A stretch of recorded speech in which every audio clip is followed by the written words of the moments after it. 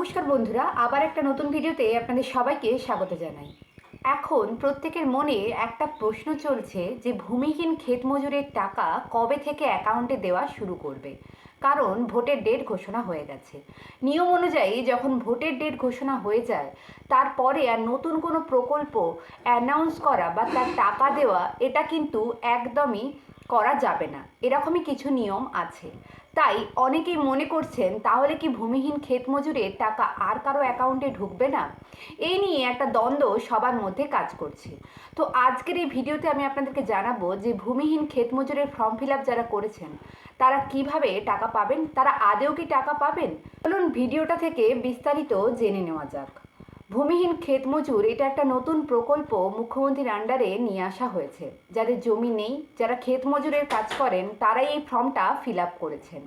Already kharif ফসলের মরশুম শুরু হতে চলেছে, তাই এর মধ্যেই মুখ্যমন্ত্রীর প্রমিস অনুযায়ী 2000 টাকা করে প্রত্যেকের অ্যাকাউন্টে ঢোকানো হবে এবং অনেকের অ্যাকাউন্টে এই প্রসেসিং কাজ শুরু হয়ে গেছে। তাই ভোটের আগেই আপনারা এই টাকাটা আপনাদের অ্যাকাউন্টে পেতে চলেছেন। কিন্তু সবার এক সময় টাকাটা আসবে না, কিছুদিন পর পর প্রত্যেকের টাকা ঢুকবে এবং আপনারা অনেকেই মোবাইলে মেসেজ পাবেন, অনেক ক্ষেত্রেই হয়তো মেসেজ পাবেন না। এই নিয়েও ঘাবড়ানোর কিছু নেই। মেসেজ না এলেও আপনারা আপনাদের ব্যাংক অ্যাকাউন্ট, আপনারা আপনাদের ব্যাংকের স্টেটমেন্ট সবসময় চেক করবেন। খারিফ ফসলের সময় 2000 টাকা মুখ্যমন্ত্রী দেবেন এবং রবি ফসলের সময় 2000 টাকা দেবেন। টোটাল বছরে 4000 টাকা। এই টাকাটা আপনারা প্রত্যেকেই পাবেন।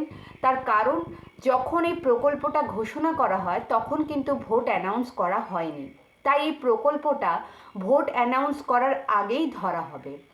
তাই চিন্তার কোনো কারণ নেই, আপনারা একদম নিশ্চিন্তে থাকুন।